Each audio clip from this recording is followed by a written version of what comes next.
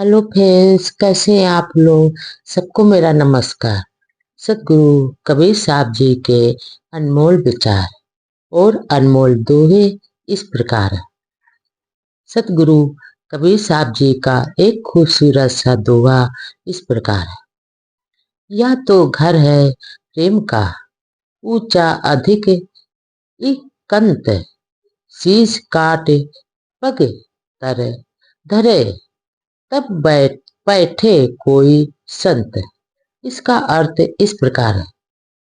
सदगुरु कबीर साहब जी कहते हैं कि या तो प्रेम का घर है, प्रेम रूपी घर अधिक ऊंचा और एकांत में बना हुआ है, जहाँ कोई शोर शराबा नहीं होता है, और जो अपना सिर सर काट कर सदगुरु के चरणों में समर्पित कर देता है, अर्पित कर देता है, करने की जिसमें सामर्थ्य होती है, शक्ति होती है, शक्ति रखता है, वही इसमें आकर बैठ सकता है।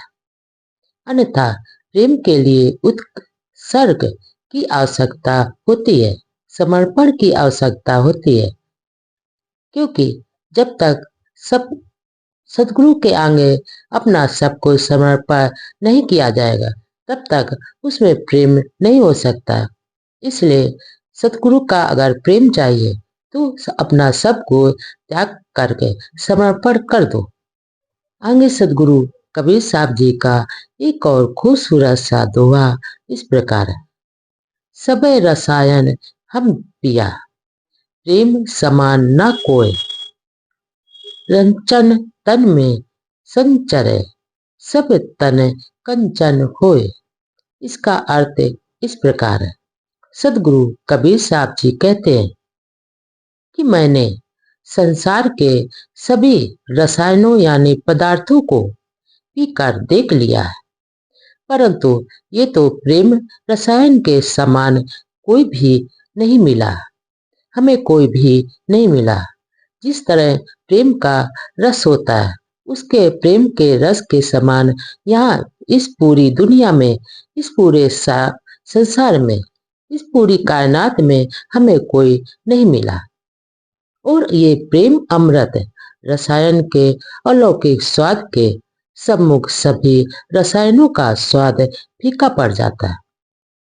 आगे सदगुरु कबीर साहब जी कहते हैं, ये जो प्रेम का अमृत है, रसायन है, कि अलौकिक, इसके इसका अलग ही स्वाद है। इसके स्वाद के समान कोई भी रसायनों का स्वाद नहीं है। सारे स्वाद इसके आगे फीके पड़ गए। और यह जो शरीर में थोड़ी सी मात्रा में भी प्रवेश कर जाए तो संपूर्ण शरीर शुद्ध हो जाता है, शुद्ध सोने की तरह अद्भुत आभा से चमकने लगता है। सदगुरु यहाँ पर कहते हैं कि अगर प्रेम का रस शरीर में, जिसके शरीर में थोड़ा सा भी, थोड़ी मात्रा से थोड़ा सा भी प्रवेश कर जाता है, तो उसका शरीर, पूरा शरीर शुद्ध सोने की तरह चमकने लगता है। अद्भुत उसके चेहरे पर अद्भुत आभा से उसका चेहरा चमकने लगता है और उसका शरीर शुद्ध हो जाता है, यानी वो पूरा शुद्ध हो जाता है। आगे सदगुरु कबीर साहब जी का एक और खूबसूरत सा दोहा इस प्रकार। करता था तो क्यों रहा, अब करे क्यों पछताए, बोवे पेड़ बबूल का आम कहाँ से होए। इसका अर्थ इस प्रकार है। सदगुरु कबीर साहब जी कहते हैं, जब इंसान, तूने तो बुरे कर्मों का करता है, अगर तू पेड़ तो बबूल का लगाया और उसमें फल कहाँ से, आम कहाँ से होएगा। अंग सदगुरु कबीर साहब जी कहते हैं कि ये जो संतों के समझाने पर भी नहीं समझा, तो अब क्यों पछता रहा है। अगर तू आम का पेड़ लगाता तो आम ही होता, कांटे उसमें नहीं होते। जब तूने कांटों वाले बबूल का पेड़ बोया है, तो बबूल यानी कांटे ही उसमें उत्पन्न होंगे। आम कहाँ से आम उसमें नहीं होंगे, क्योंकि तूने तो आम का पेड़ नहीं लगाया। तो उसमें से आम कहाँ से होंगे? तूने तो बबूल का पेड़ लगाया है, तो बबूल के पेड़ में कांटे ही तो होते हैं। अब क्यों पछता रहे? जो प्राणी जैसा करता है, जो इंसान जैसा करता है, कर्म के अनुसार उसे उसका फल वैसा ही मिलता है। आगे सदगुरु कबीर साहब जी कहते हैं, जैसा तुम कर्म करोगे वैसा फल तुम्हें मिलेगा। अच्छा कर्म करोगे तो अच्छा फल मिलेगा, और बुरे कर्म करोगे तो बुरा फल ही मिलेगा, अच्छा नहीं मिलेगा। आगे सदगुरु कबीर साहब जी का एक और खूबसूरत सा दोहा इस प्रकार है। दुनिया के धोखे मुआ, चला कुटुंब की कहानी, तब कुल की क्या लाज है, जब ले धरा मसान। इसका अर्थ इस प्रकार है। सदगुरु कबीर साहब जी कहते हैं, ये जो पूरा संसार है, ये संसार पूरा स्वार्थी है, और जो इंसान को स्वार्थ के धोखाधड़ी में ही जीवन भर मारता रहता है, और जो संसारी माया के बंधनों से जकड़ा है, वो तुम्हारे कुल की लज्जा क्या बचाएंगे? तब क्या रहोगे?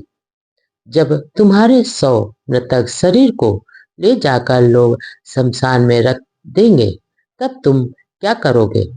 आगे सदगुरु कबीर साहब जी का एक और खूबसूरत सा दोहा इस प्रकार है। हिरन की चोरी करे, करे सुई का दान, ऊंचा चढ़कर देखता केत की दूर विमान। इसका अर्थ इस प्रकार है। सदगुरु कबीर साहब जी कहते हैं, मनुष्य अज्ञानता में हमेशा भटकता रहता है। भटक रहे हैं प्राणियों को, इंसानों को सचेत करते हुए। सतगुरु कबीरदास जी आगे कहते हैं कि हे अज्ञानियों, अहिरन निहाई जो लोहे की बनी होती है, जिस पर लोहे का सामान रखकर हथौड़ा चलाते हैं, तूने तो उसकी चोरी करके सुई का दान किया है। इतना बड़ा अपराध तूने करने के बाद भी तू ऊंचाई पर चढ़कर देखता है कि मेरे लिए स्वर्ग से आता हुआ विमान अभी कितनी दूर है। यह मनुष्य की अज्ञानता नहीं तो और क्या है? उसने तो कर्म ऐसे किए, लोहे हिरण का चोरी किया और दान सुई का करता है, और ऊपर से देख रहा है कि मेरे लिए स्वर्ग से विमान कब आएगा, कितनी दूर है अभी आने में।